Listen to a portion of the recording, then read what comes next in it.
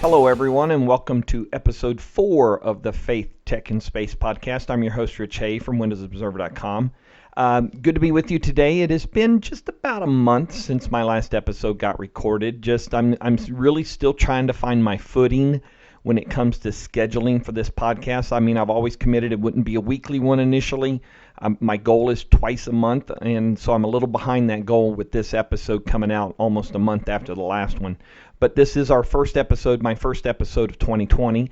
So a lot to catch up on, a lot to talk about in the world of tech especially. But as always, I wanted to start with something I'm going to talk about later in the show, but this will kind of be my opening discussion. And there's a lot of controversy going on over this past week about search engines, specifically about the fact that Microsoft sent out an update to administrators of Office 365 Pro Plus subscriptions or tenants and said that they were going to release this feature that would automatically install an extension on Chrome on any devices running Office 365 Pro Plus to make the home page of Chrome Bing. So now there's a lot of people that are upset about this because it's opt-out, not opt-in. I agree with that. It should be opt-in. You should announce the feature and then let people choose to go get it, to implement it and stuff like that. Instead, it's opt-out. So that means these administrators have to go and actively take a step. I believe they can use group policy for this. They have to take a step to prevent this from being the case. Now, there's been a variety of reactions to this, and a lot of it is hard right, kind of anger, frustration, irritated, whatever you want to call it. I've seen words used in headlines like sneakily or under the table and things like that. I disagree with those descriptions completely because guess what? Microsoft announced this before implementing it.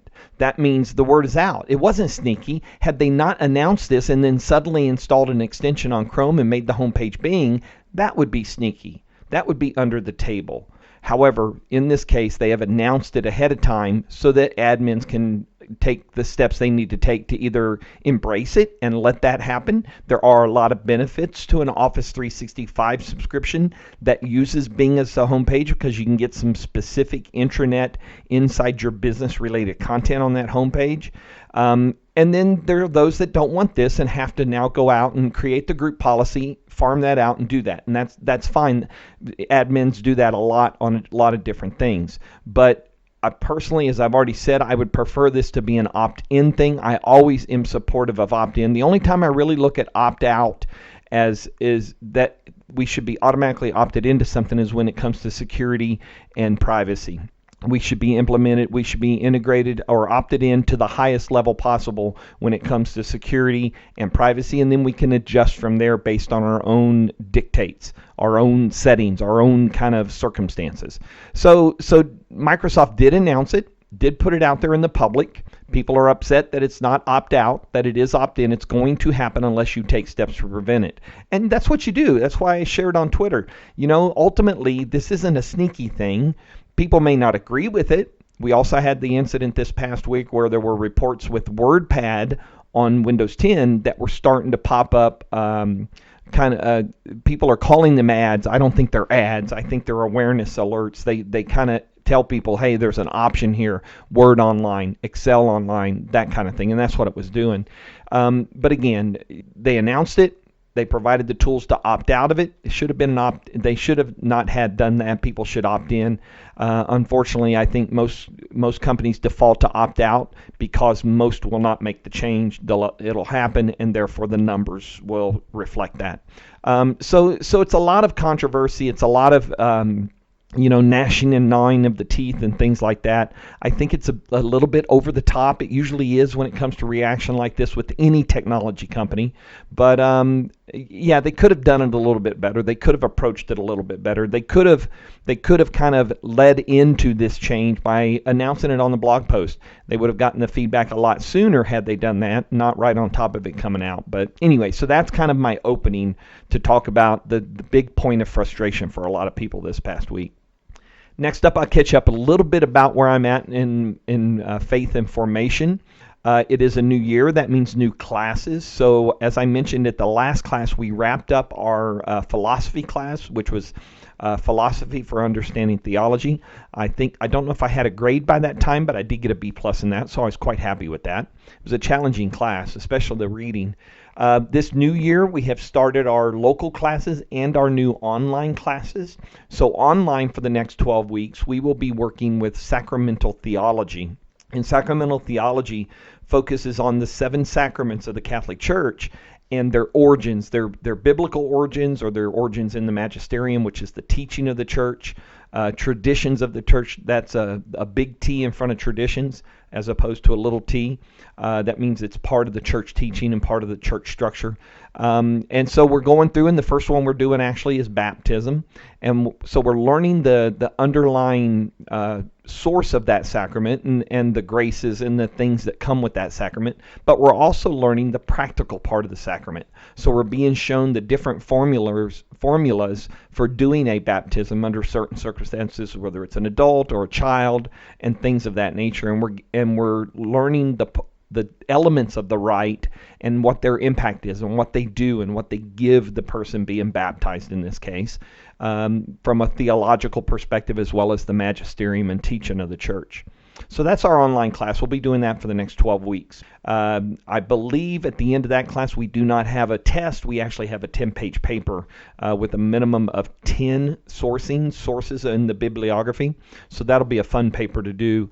10 pages roughly comes out to about, I want to ballpark that at about 1,000 words, I think, maybe 1,500 words. Locally, our first class of the year, which was a few weeks ago, was canon law. Now, we're only going to have 2 classes on canon law, so this past class was really a focus on the broadness of canon law. For those of you that aren't familiar with it, canon law in the Catholic Church is based on the theology of the church, so it's not like civil law.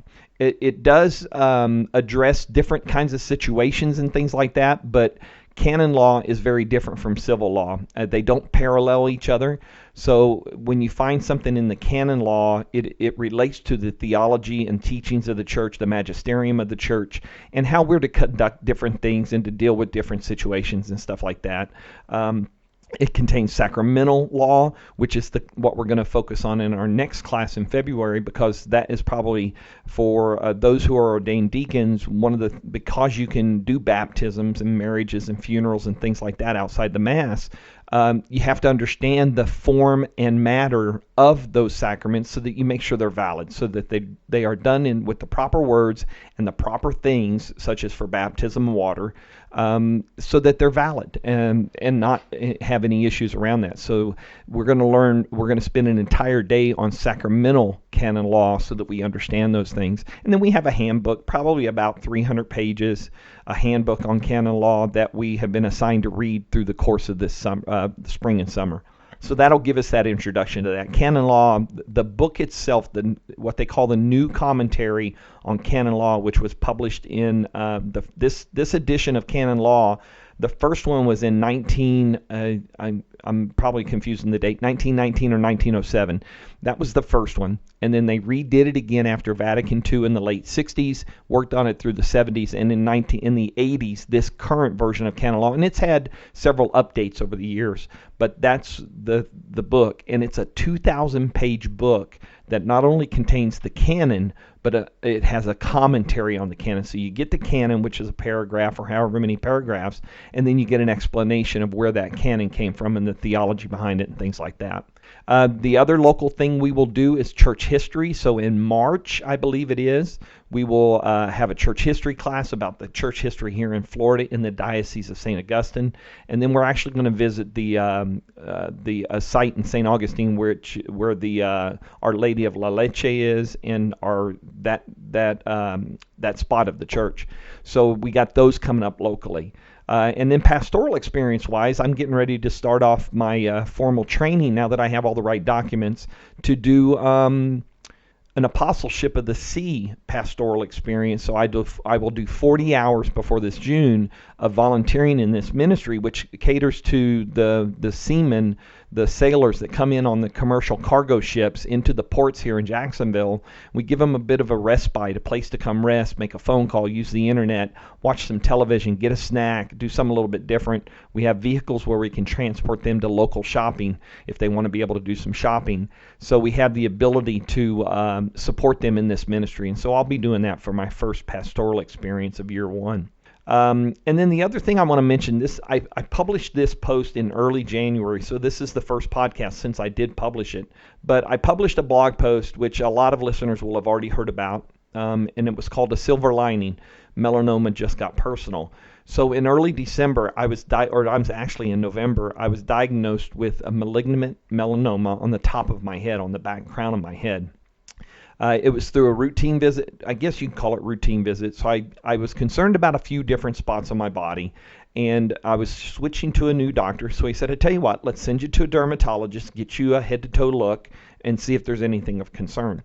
So at the time at that appointment, the physician's assistant who was doing my exam took a look at the spot on my head and was a little bit concerned. So he did do a shave biopsy. That got sent to the lab, and it was determined that it was malignant melanoma skin cancer, the most aggressive form of cancer there is in a lot of ways because it can spread to the body if it's not treated. We were very lucky. I was very blessed in that we found this at what's called stage 0. So it was still very much in the epidermis, the top layer of the skin. It had not penetrated deeply or anything like that. So no concerns about it spreading, but it needed to be removed.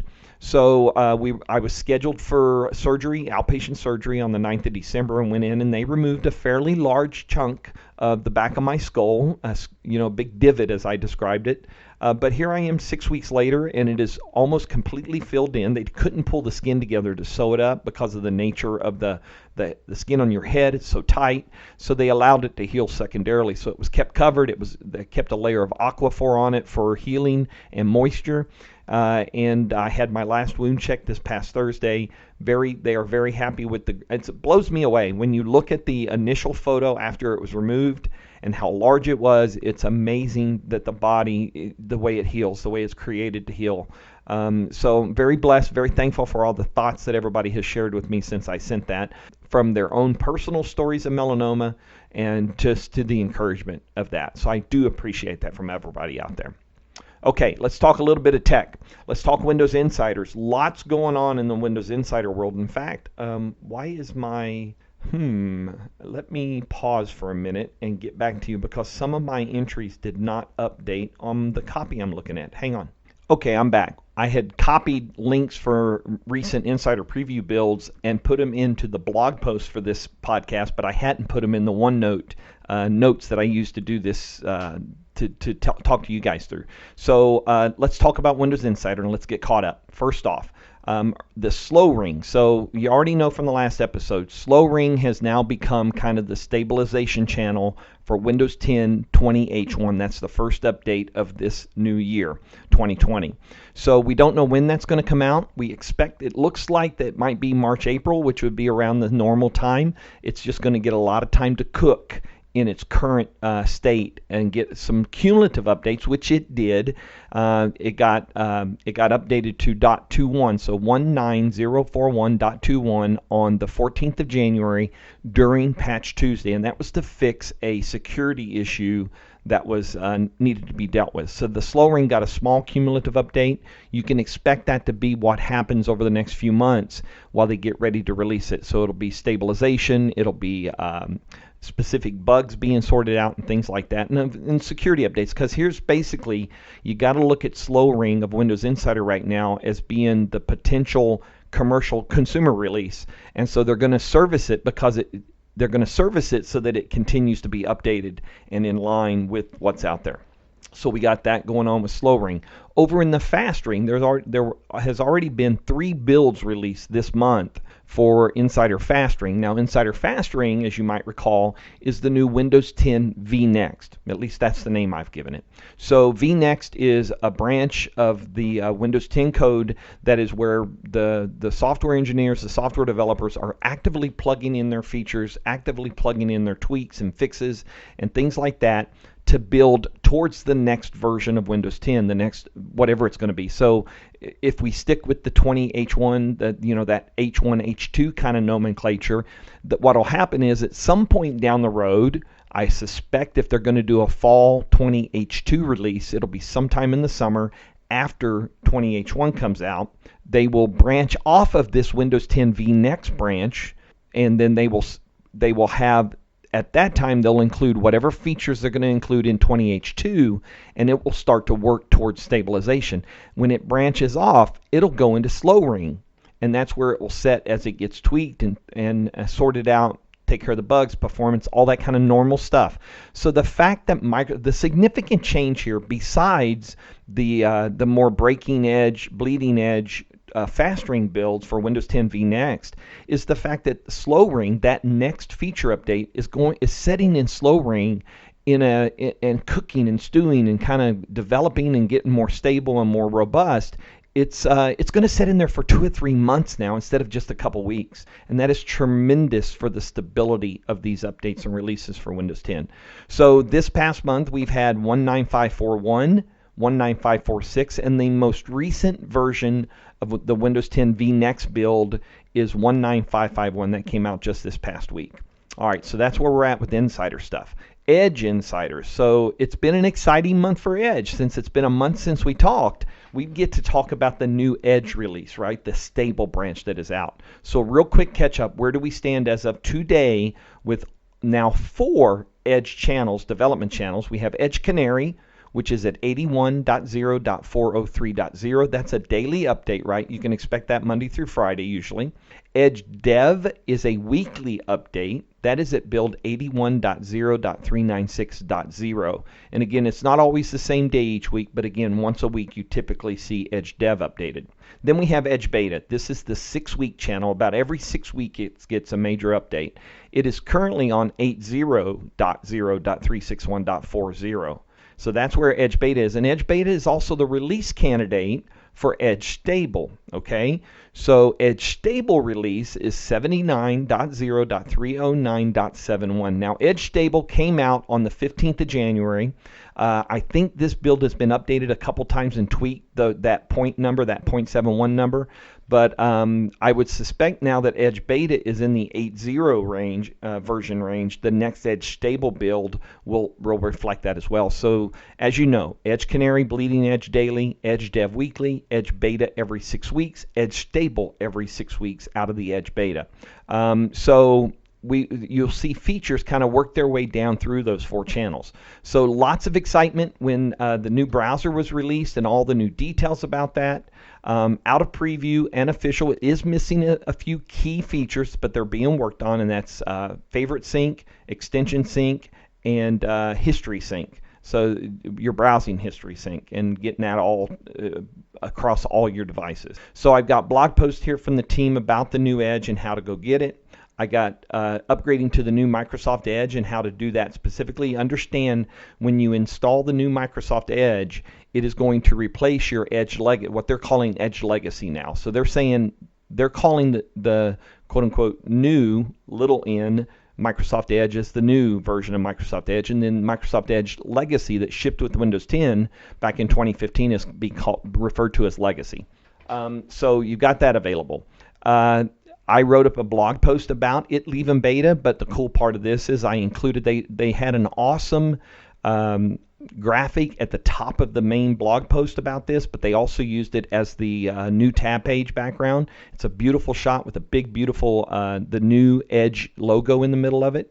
So I downloaded that in full resolution. It's available on my website to download to do on backgrounds and things like that. So you can go grab that if you're interested in that from that blog post as well. The links are all in the show notes, right, over at winobs.com.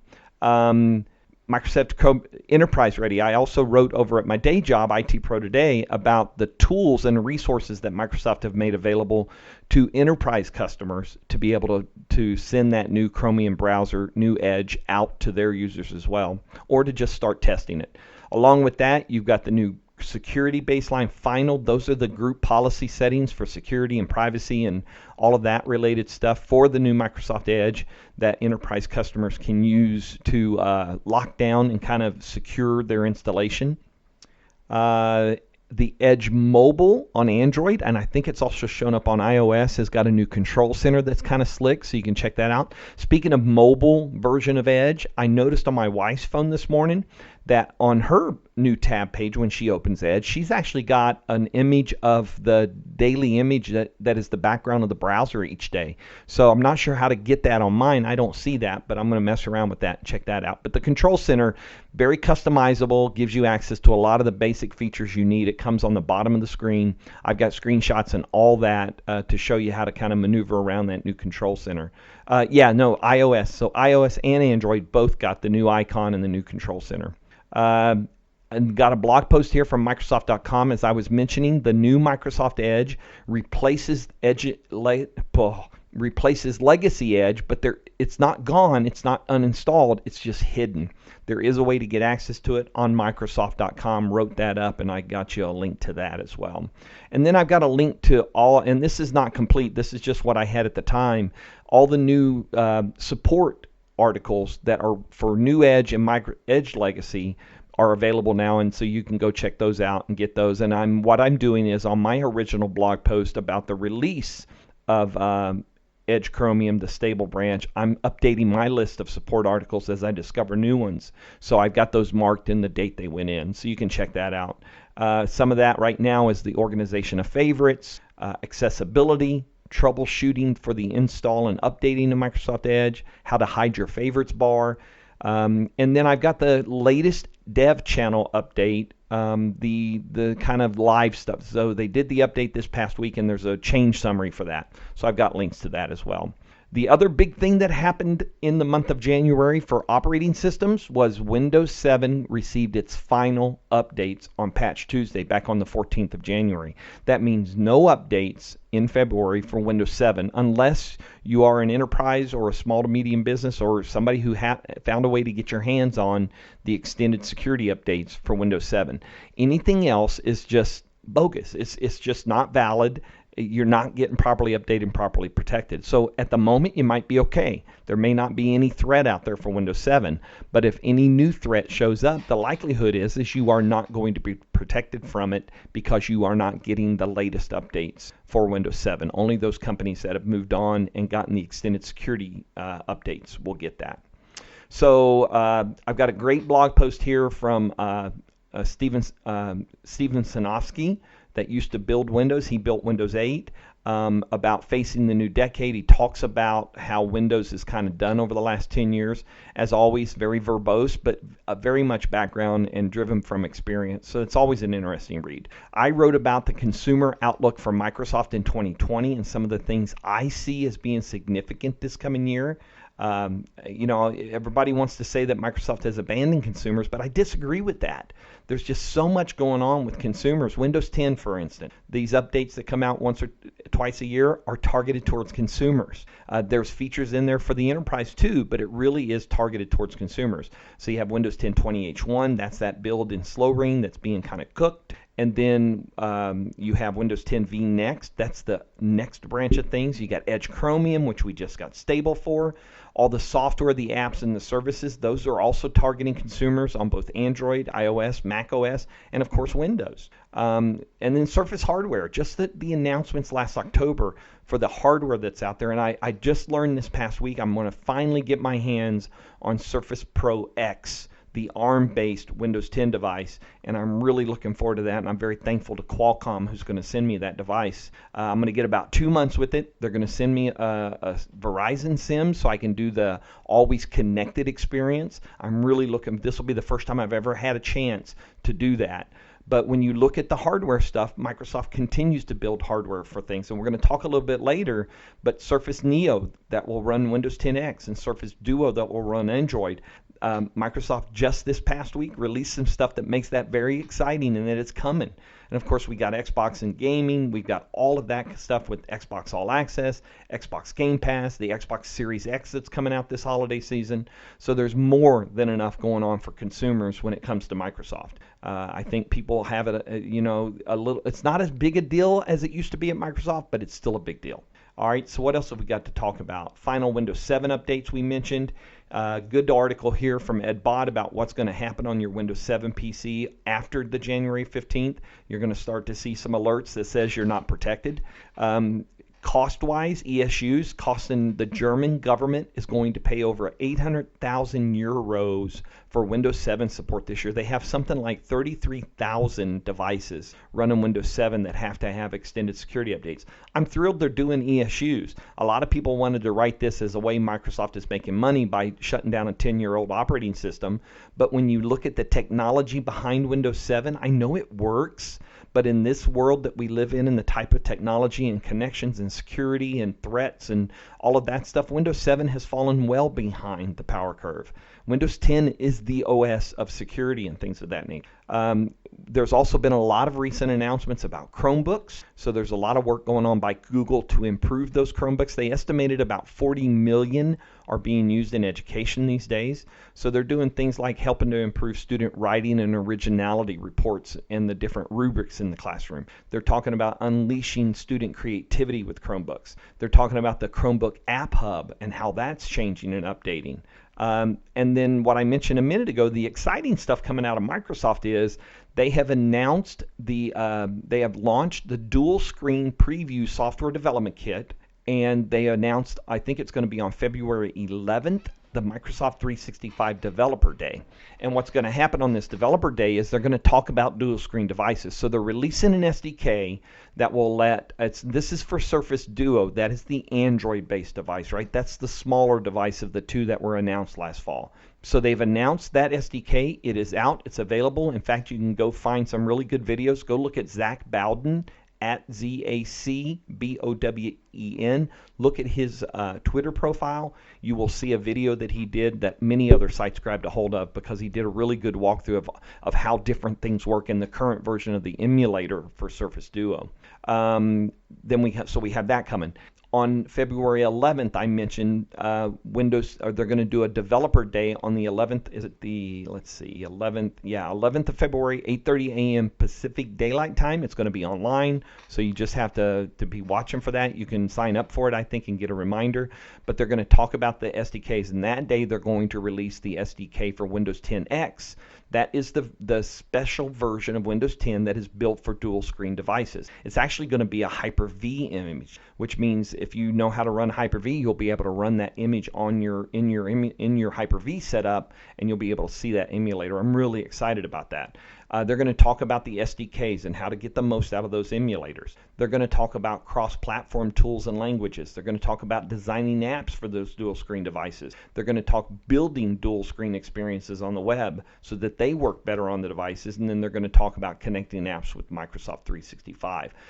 This blog post alone with the SDK has a lot of insight about the discussions around dual screens and how the approach is going to be and how you can work with it. So there's a lot to be read there and caught up with if you're a developer, but as an enthusiast, there's a great amount of stuff there to learn from too. So that is coming. AI features, so this is my apps and software segment. So Emil Protalinsky on VentureBeat talked about Office and some of the AI features that are being incorporated into that, so you can check that article out. A Windows 10 user, Google has revealed that it's going to kill off Chrome apps, and they have announced that date is going to be, let me get this up on my screen. They're killing off Chrome apps for Windows, Mac, and Linux this year to push ahead with web apps. So everything's going to be web PWA, Progressive Web Application. Oh my goodness, are you kidding me?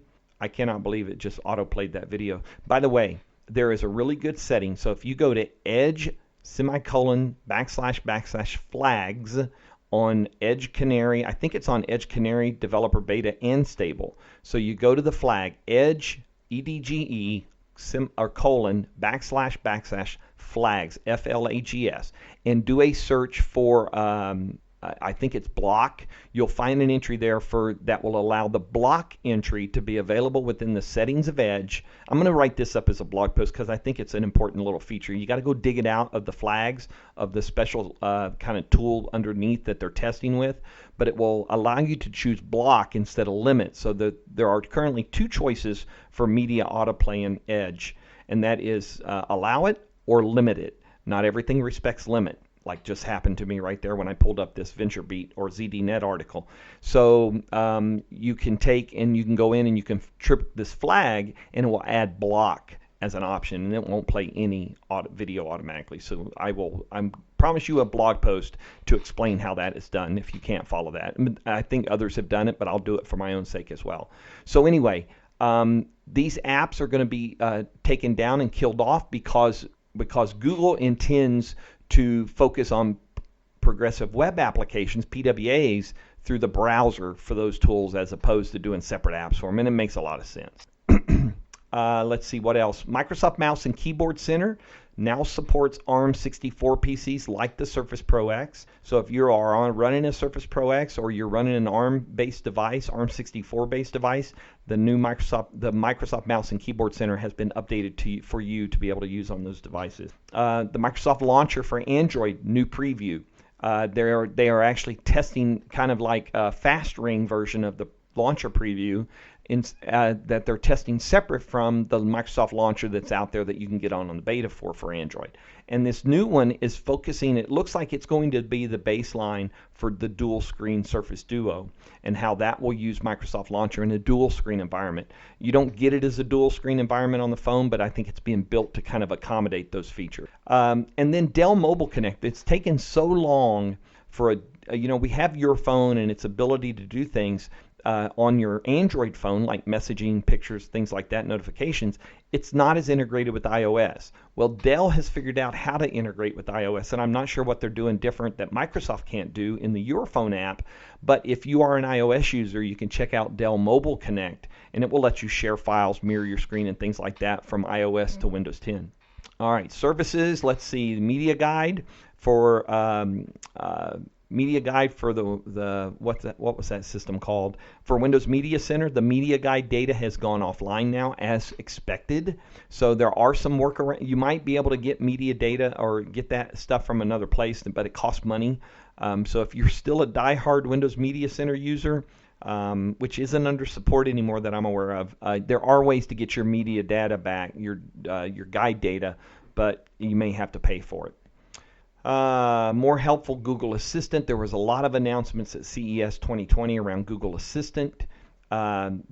Mary Jo Foley had a great interview with the Vice President of Cortana to discuss the digital assistant and its productivity-focused features and its future around productivity, so you can check that story out. Microsoft also wrote about 8 new ways to empower first-line workers and transform how they work with Microsoft 365. One of these that's getting a little attention is the ability within Teams to kind of walkie-talkie from phone to phone via the app. So an interesting kind of concept for communications to your frontline workers. Apple has decided they're finally killing Flash support in Safari. So we are getting closer and closer to the demise of Flash overall. The new Edge is very much locked down on Flash. It's not activated by default. You can turn it on, but let me tell you, I currently have to turn it on when I want to stream Xfinity to my devices, and I use Edge. But every time I open that version of Edge, that channel that I choose to use, I get a big banner across the top that says, Flash is turned on. It's going away soon, and do you want to deactivate it? So it's a bit of a pain to have to use Flash and to use Flash. I really hope Xfinity gets their stuff sorted out for their streaming and dumps Flash real soon. Introducing and mentioned, remember at the top of the show I talked about Search in Bing for Office 365 Pro Plus subscribers and that new extension to be installed in Chrome. I've got the link to the story here about managing that new search in Bing through Office 365 Pro Plus. And then another background story with somebody talking about that push. Again, I think there's been a bit of an overreaction to this. It is manageable. It wasn't snuck in on people, but you got to take a step. If you manage and administrate for a Pro Plus account, you've got to take steps to keep it from implementing when the time comes. On the hardware front, AMD is now reported to have 40% of the processor market share for the first time in 14 years since they've been building processors. I build all my desktop processors with AMD. I love them to death. They're great desktop processors. PC sales grew 1.9% in 2019, they said. Right after that, a couple weeks later, somebody wrote a story and said the Windows 10 upgrade rush got us buying PCs again, but not for very long. So there's one version of, hey, we had a little bit of growth in the PC market, but hey, it was because of this, and that's not going to sustain. So two different takes, but that's okay. On the gaming front, what's going on in the Xbox world? Let's see. Xbox console streaming previews is expanding. That's now expanded to every I think it's every country that has, let's see, what did they say? All supported countries and regions for Xbox One. So if you are in a region and a country that is supported, the Xbox One is supported, you can now try the console streaming. So this is different from Project xCloud. You still access it with the same app, but you're basically streaming from your console to your phone or your mobile device. And you got to download an app to do this. But this is also one that you can do outside your home. So it can be remotely accessed, and you can stream on your phone. Say if you're down the block and you wanted to stream from your console, you can. That's now available to everybody. And I mentioned this is different from Xbox Project xCloud. However, Project xCloud has been doing some expansion as well. Halo the Master Chief Collection, Destiny 2 has recently been added to that platform. And so if you're testing Project xCloud, you can get those games on that device as well. I also included here, because of these new additions to xCloud, a great post from Windows Central from their gaming folks about the Xbox streaming games list for Project xCloud. So these don't stream from your console. They stream from the cloud, from Microsoft servers down to your device. I've always had a better experience with Project xCloud streaming from Microsoft servers than streaming from the console on my own device and other places. On my local network works pretty good.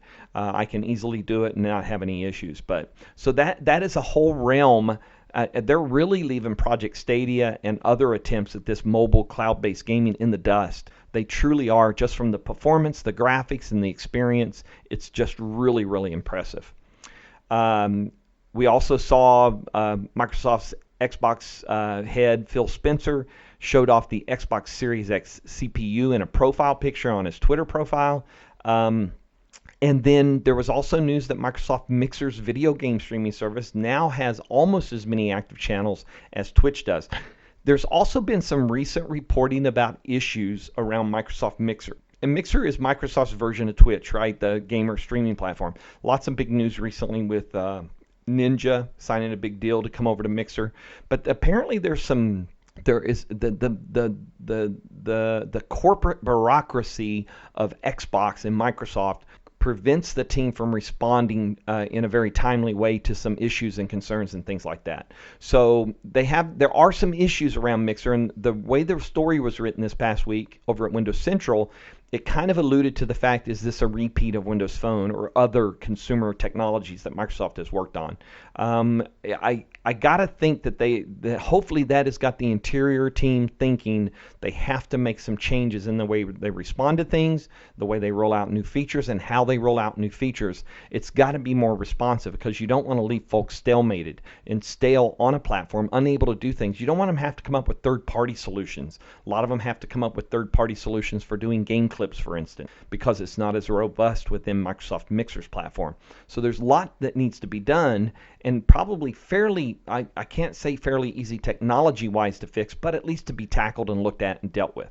And then the last Xbox gaming thing I'll mention is Sea of Thieves. They announced this month that they have passed 10 million players since that game has launched. And now the game's on Xbox Game Pass because it's Microsoft Studios, so there's lots of people able to access it through the Game Pass stuff.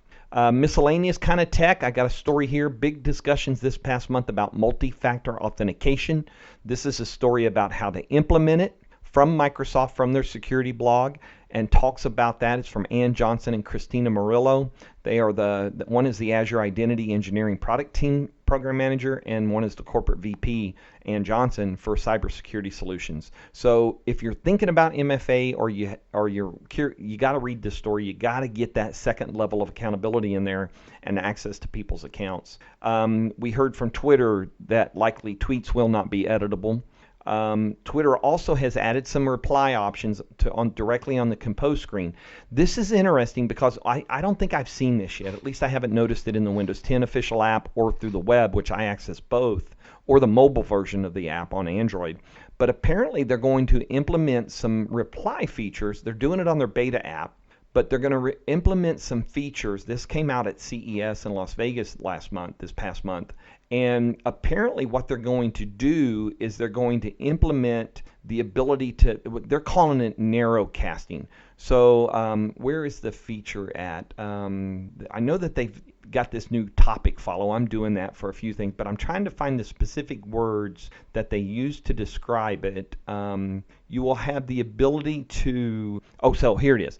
So you'll be able to only get replies from the people you mentioned in the tweet, or post a statement that simply allows you to post a tweet and have no replies. And then you'll be able to have it choose to have anybody reply to it. So you'll get a few different, so global replies, a group replies, a panel, or statement are the 4 categories. And so group is for everybody, for people you follow and mention. Panel is specifically you mention somebody in the tweet, they can reply, and then statement is just a statement, can't receive any replies. I don't think that closes out retweets. So this changes up a few things when it comes to discussion. You would hope that people would not use it to kind of limit discussion and limit the criticism or feedback or things like that. But it'll be interesting to see how these get implemented and how people embrace that. But it's an interesting change. The other thing recently happened is kind of a neat thing. On direct messages on Twitter, there's now a little feature where you can drop an emoji. They've got about 7 emoji choices there that allows you to reply to a DM just by simply thumbs up, thumbs down, hot, fire, crying, laughing, things like that. A really good profile on Panos Panay. It's called The Humble Heart of Success Inside Microsoft Surface Hardware. It was written by Ewan Spence. He is a contributor at Forbes. It's a really good kind of insightful kind of background on Panos Panay. If you've ever watched him do a presentation, whether it be on video or in person, you know that family and those connections are very important to him, and I think that story really brings that stuff out. And unbeknownst to, I didn't know it, but it was revealed in this story, Panos' parents were at last October's Surface event in New York City because his dad had said to him, "I've never seen you do your thing." So his dad and mom were apparently in the audience during that event, which I think is pretty cool. Microsoft announced their intent to be carbon negative by 2030. That is just 10 years from now. When they say carbon negative, they mean not expending things and doing things that introduce carbon into the atmosphere or into the environment. They'll actually be negative, that they will be taking back carbon that they have created since the beginning of Microsoft. It's an interesting read to see how they're going to approach it and stuff like that.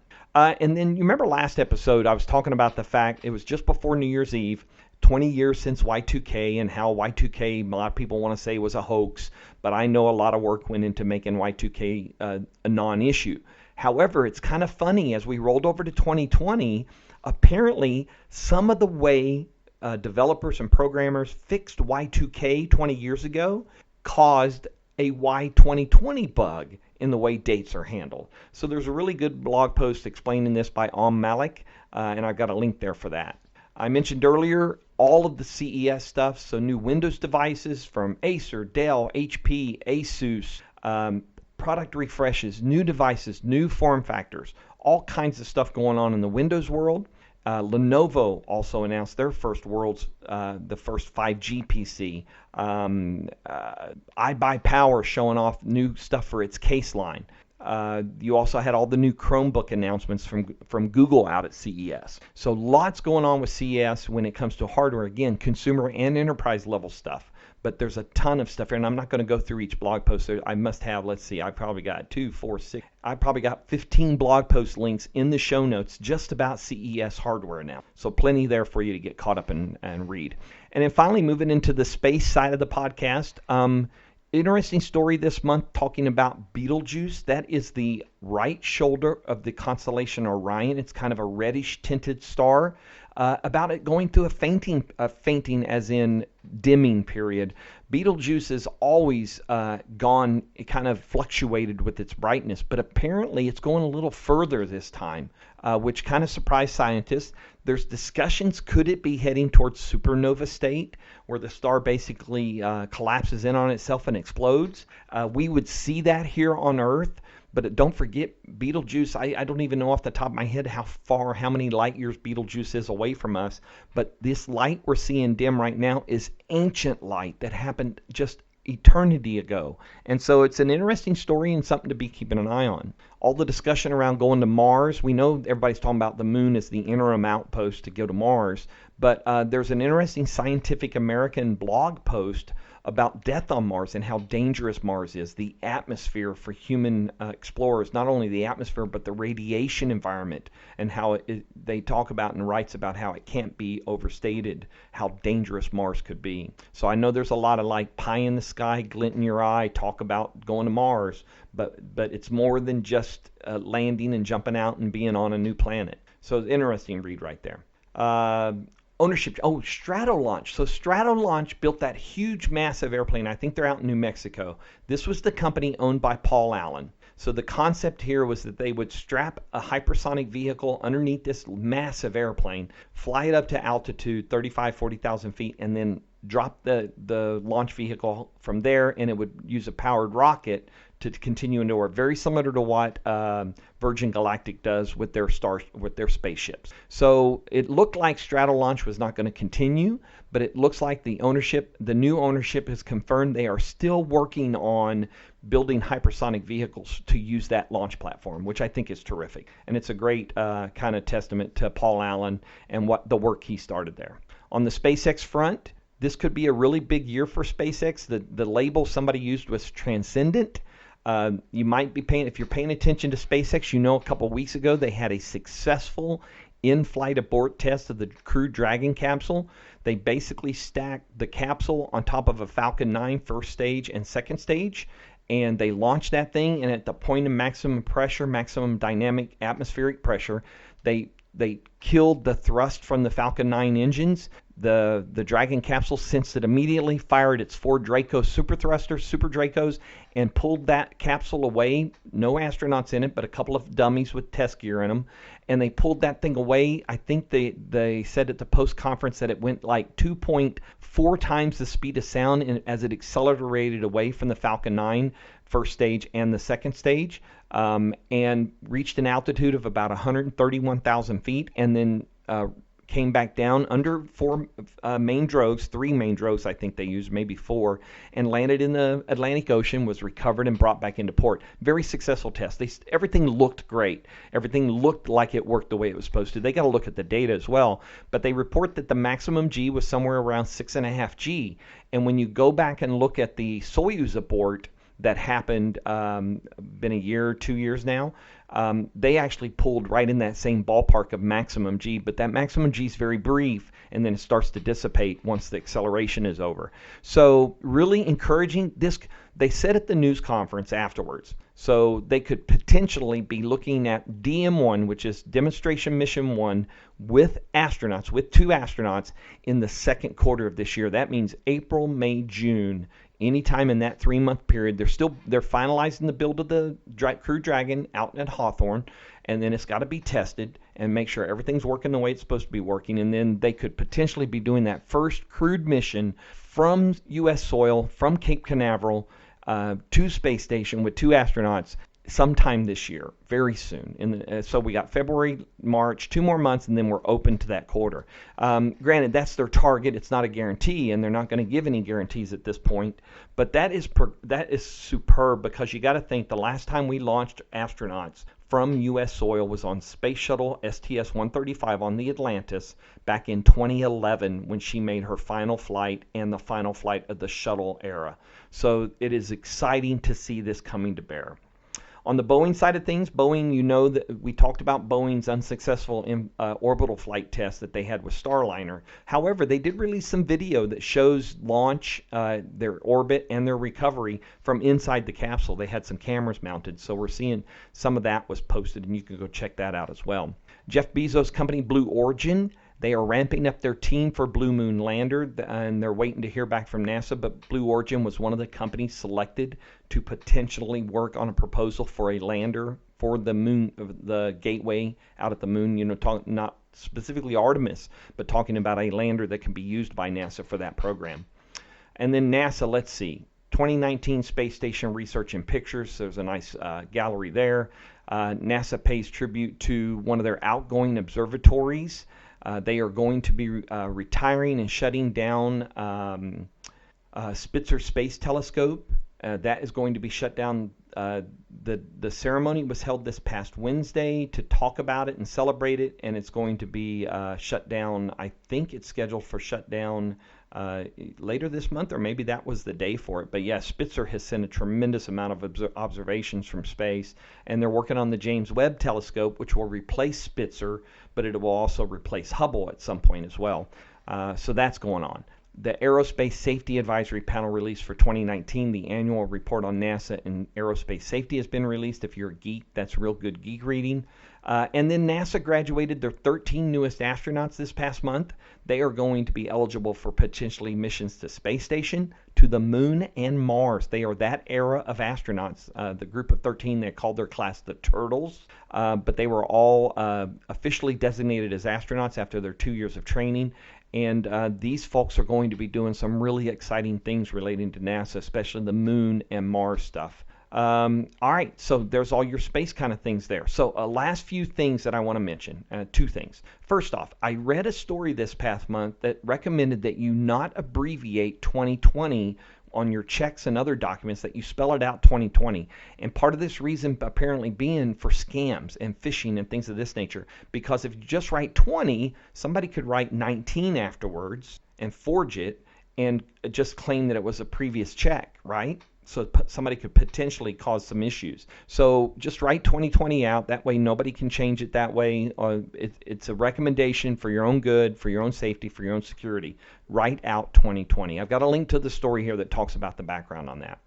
And then the other thing I want to mention is, at one point on Twitter this past month, I came across a blog post from a fella who was talking about job, right? So initially the tweet came from Brad Sams on January 5th, and it was something he picked up from somewhere. Maybe it was a question he asked, I don't know. But the guy said, I've been working as a computer technician at a mid-sized company, about 20 employees. We buy computers in bulk at various conditions and refurbish them. Recently, his boss acquired 600 Windows laptops that were previously activated with KMS. That's the Microsoft's key management. For the non-technical, that means that they all can be connected to one server that will validate the Windows installation on all of them.